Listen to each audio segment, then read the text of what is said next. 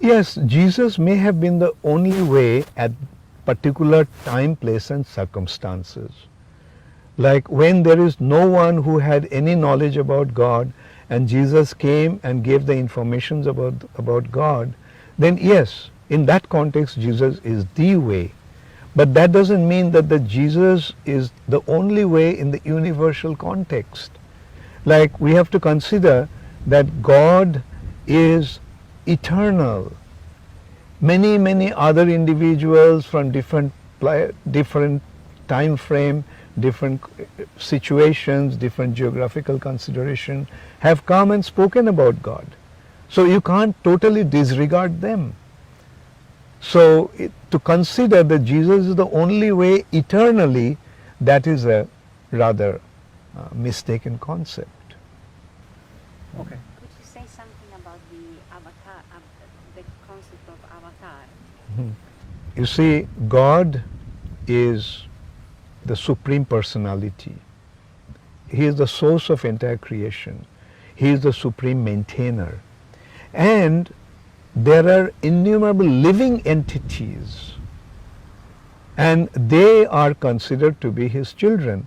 Some of the living entities are in the spiritual world, some of the living entities are in the material world.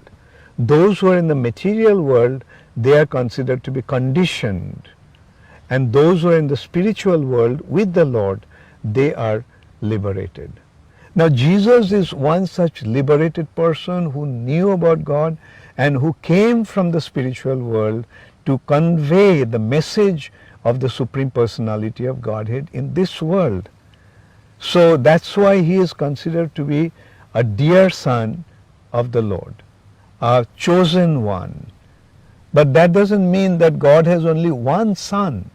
If we consider that God is the Father, then we have to recognize that He is the Father of every living entity.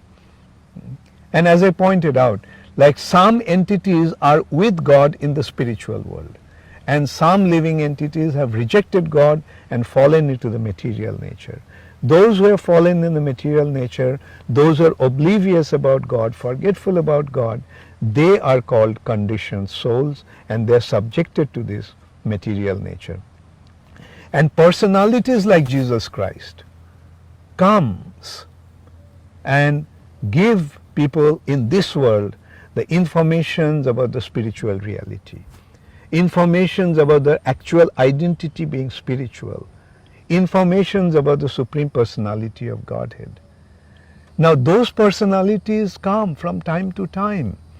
And not only that, these saints or messiahs or sons of God come carrying the message of the Lord. Sometimes the Lord Himself comes and imparts this knowledge to the living entities. And when the Lord comes Himself, they are called avatar or incarnations of the Supreme Personality of Godhead. He comes here. Avatar means when the Lord descends here, that is called avatar, or in simple words, He is known as incarnations of the Lord. So we have to have the bigger picture. We should not narrow it down into a sectarian concept. My way is the only way and no other way exists there.